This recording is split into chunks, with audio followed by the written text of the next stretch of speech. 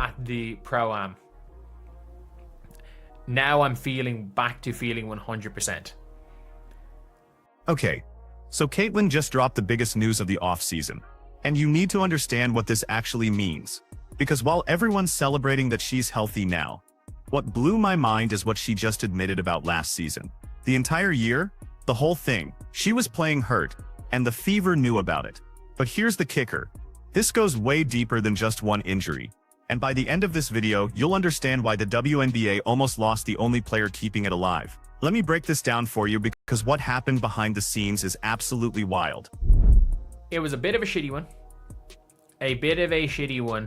When it came to Caitlin Clark, that she was just injured the entire season, and she wasn't right. Like, we can be honest here. Like, Caitlin Clark was not right. She was not right from minute one. Like, from that game that she played in Iowa, I still was so confused. Do you guys remember when she played the preseason game? She didn't look right against Iowa. She was like playing at 50% speed. But then after that, she went and played in a preseason game against Atlanta. And it's like, why is she playing this game? Like, you don't need to go and play. You absolutely don't need to play a preseason game in Atlanta. But she chose to do that. And obviously that was her choice. The team kind of pushed her out there, but I still think that was too much of a risk. Did you catch that? From minute one, she wasn't right from the very first game. And get this, he's talking about that preseason game in Iowa where everyone watching could tell something was off. She was moving at like 50% speed, looking uncomfortable. Clearly not herself. But then what does the Fever do? They sent her to Atlanta for another preseason game. A meaningless exhibition game when their franchise player is obviously hurt. You're probably thinking, why would they risk that? And that's exactly the question that exposes everything wrong with how the Fever handled their most valuable asset. Because this wasn't just bad luck or one unfortunate injury. This was a pattern of decisions that kept getting worse. And what most people don't realize is that the groin injury everyone knows about, that wasn't even the only problem. Listen to what he reveals about the ankle situation. And then obviously the groin injuries happened, and the ankle injury that the Fever tried to make a secret. It was like, I think kind of everything. It was a mixture of everything with like when it comes to like Caitlin Clark. And I don't think the Fever handled it well, as we've seen by them hiring like an entire new health. Hold up. The Fever tried to keep an ankle injury secret? That's insane. So we've got a groin injury that was public, an ankle injury they tried to hide, and Caitlyn playing through both while looking like a shell of herself all season. But here's what that actually means for everyone who watched her struggle through 2025. When someone as dominant as Caitlin Clark suddenly can't hit shots she made look easy in college, when her explosiveness disappears, when she's getting blown by on defense, that's not just rookie adjustments, that's a body breaking down in real time on national television. And the crazy part is how many people blamed her performance instead of questioning what was really happening. The Fever basically sacrificed her health for what? A few extra regular season wins, playoff position. Meanwhile, they're destroying the long-term durability of the most marketable player women's basketball has ever seen. And if that wasn't enough, check out what he says about how the organization responded. But the fact Caitlin Clark feels like she's 100%, and you could see it with the golf, that it's like, you can see Caitlin Clark was herself again, joking around, messing about. And that's a positive, like, that's just a positive sign. They fired the entire health staff. Every single person. That tells you everything you need to know about how badly they screwed this up. You don't clean house like that unless something went catastrophically wrong behind the scenes. This wasn't just we need fresh perspectives. This was people lost their jobs because our franchise player almost had her career derailed. And get this, while all this was happening, Caitlyn's popularity was tanking, not because she's less talented, not because people stopped caring, but because injuries made her less exciting to watch. The numbers don't lie. Between 2024, when she was setting college records, and 2025, when she was hobbling through WNBA games, her cultural relevance dropped significantly. When you can't perform at the level that made you special, the casual fans disappear. That's just reality. But here's where this story connects to something way bigger than just one player's injury troubles. Because what's happening right now with the CBA negotiations could mean we don't even get to see healthy Caitlyn next season. Nike got her bag money from Saudi Project B and then a conflict of interest. I watched the Rachel Demita video, and I had said it before plenty of times. The amount of involvement from the Saudis is tiny. It's tech bros. And by the way, those tech bros have as much money as, like, they don't have as much money as the Saudis, but like the tech bros can afford to lose $1 billion. Like a collection of tech bros can afford to risk $1 billion because it's all just like, it's all bet gambling on women's sports being the next fucking AI. That's what it is. Like, I've heard it being compared to the new AI or crypto. Like they think that it's like, you know, it's too expensive to get into any of these men's sports leagues. So they're trying to think that it's something. They're looking at Okay, so now we're getting into the business side. And this is where it gets really interesting. He's talking about Project B and all this Saudi money, but what he's actually describing is the most important shift happening in women's sports right now. Tech billionaires are treating women's basketball like it's the next cryptocurrency. They're gambling billions on the idea that women's leagues are undervalued assets about to explode. And you know what's crazy? They might be right. When you see WNBA team valuations increase by 10x in just 4 years, when you see the Fever selling out arenas because of one player, these tech investors are thinking, we need to get in now before it's too expensive. It's the same mentality that made people millionaires from Bitcoin or early Tesla stock, except this time the investment is in athletes. But here's the kicker. All of that investment, all of those billions of dollars betting on women's basketball's future, it all depends on one thing, Caitlin Clark playing. Not just playing, but playing healthy and dominant like she did in college. Because if she's hurt again, if she struggles again, that bubble bursts. Those tech billionaires lose their investment. The momentum dies. See what's happening here? This isn't just about one player's health anymore. This is about whether an entire economic ecosystem built around women's basketball survives or collapses. And the most fragile piece of that ecosystem is the CBA negotiation happening right now. Listen to how he explains the real threat. I swear WNBA and the WNBA need to sign that CBA soon. Like, I mean this when I say this. I genuinely think that they could fucking not sign the CBA out of spite for Caitlin Clark. Like, I genuinely would nothing. I would put nothing past. I would put nothing past the WNBA. Genuinely. Like, and no matter how ridiculous something sounds, you can't guarantee the WNBA wouldn't do it. Imagine the most ridiculous talented thing ever, and then think, would anyone do that? And if your answer is no, then go in with the question of, really, maybe the WNBA MBPA might. But yeah, it's I'm hoping anyway. Did you catch that line? I genuinely wouldn't put nothing past the WNBPA. He's saying the Players Association is so unpredictable, so potentially reckless with their decisions, that they might actually blow up the entire season over CBA negotiations. Even with all this momentum, even with Caitlin healthy again, even with billions of dollars flowing into the sport. And you gotta hear how he words this next part, because this is where the frustration really comes through. When someone says, imagine the most ridiculous thing ever, and the WNBPA might do it, that's not just criticism. That's genuine fear that the people negotiating don't understand what's at stake.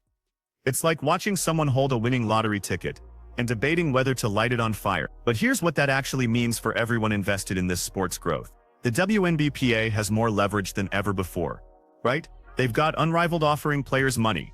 They've got international leagues competing for talent. They've got options, but leverage only matters if you use it smartly.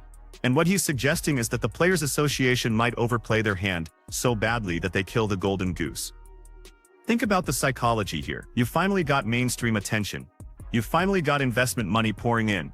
You finally got a transcendent star who just announced she's healthy and ready to dominate. And the response might be a lockout, a lost season. That would be absolutely devastating.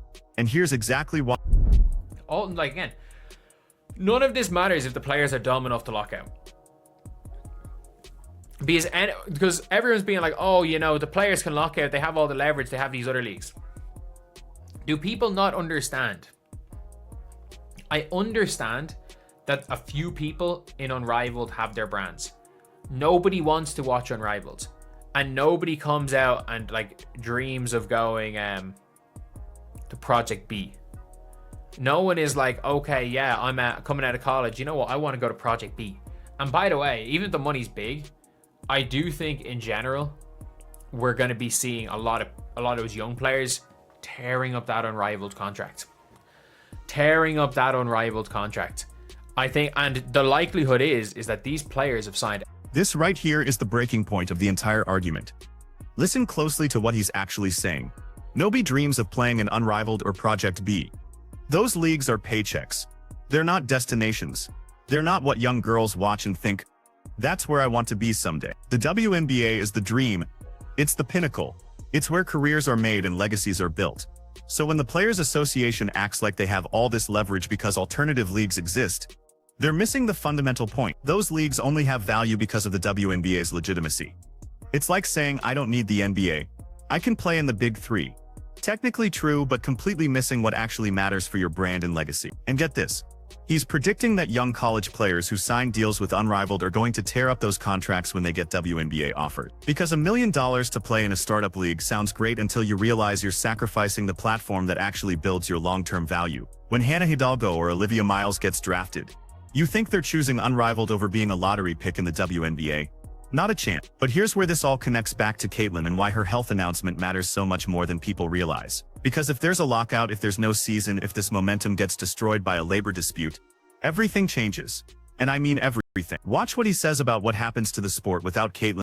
And it's funny when it comes to it, like, Caitlin Clark is, like, women's basketball. And like when I made the statement, I've said, and I was like, look, Caitlin Clark is only like as relevant as she is good at basketball. Like if Caitlin Clark doesn't play ball for 3 years, she no longer has that kind of mystique. She will no longer have the massive popularity she had.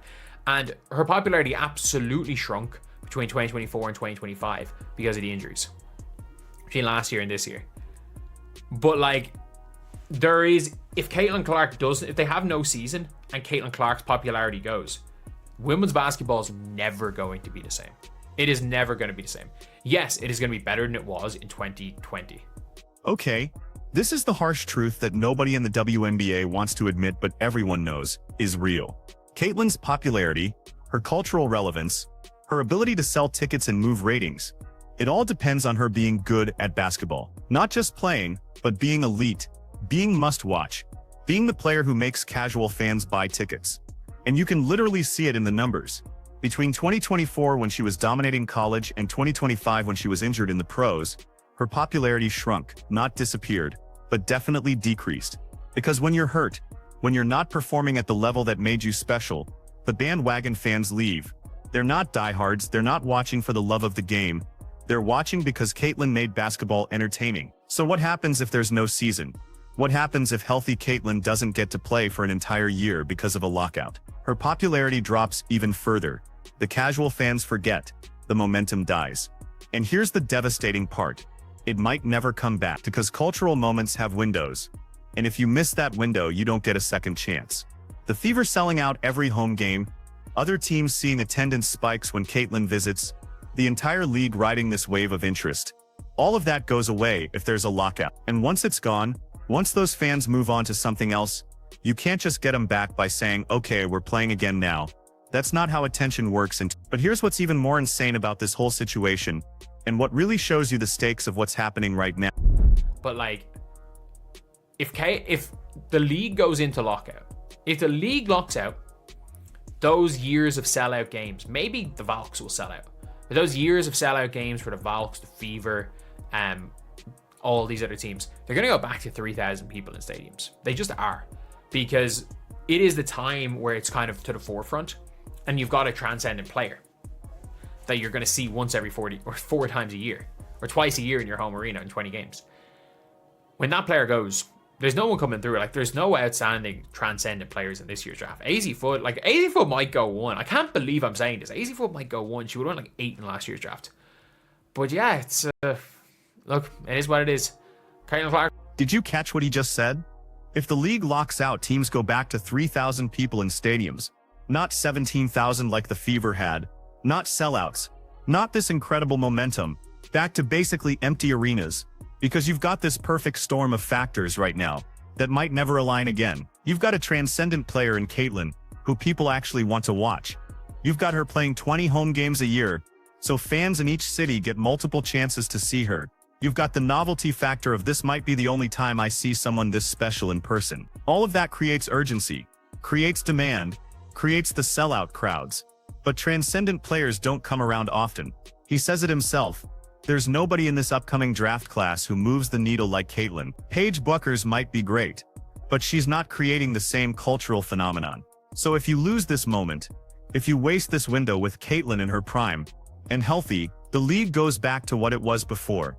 Better than 2020 maybe, but nowhere near what it could be. And here's the psychology that makes this so frustrating for people who care about the sport's growth.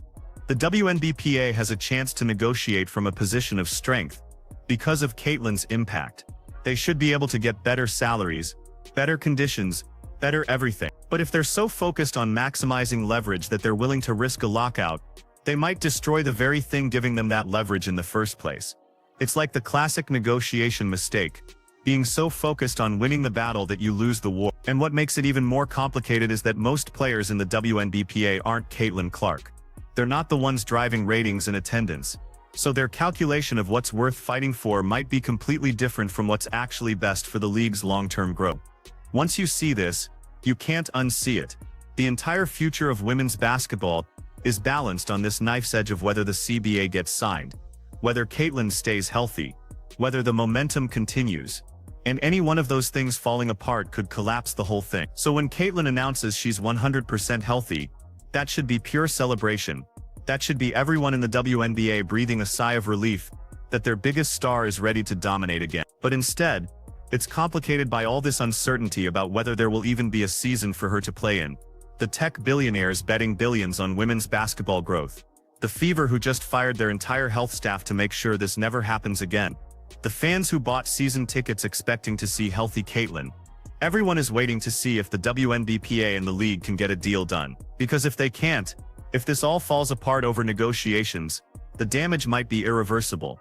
And that's what makes this moment so critical. Women's basketball is having its breakthrough moment right now. Not 5 years from now, not someday in the future, right now. And breakthrough moments are fragile. They require everything to align perfectly. The right star, at the right time, with the right health, playing in actual games that people can watch. Miss any piece of that equation, and the moment passes. Other sports fill the void. Casual fans move on. Investment money goes elsewhere. You don't get a do-over on cultural momentum. So yeah, Caitlyn being healthy is huge news. But it only matters if there's actually a season for her to play in. And right now that's far from guaranteed. The question isn't whether Caitlyn can dominate when healthy.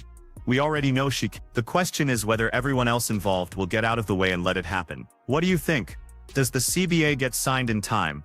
Or are we watching women's basketball's biggest opportunity slip away?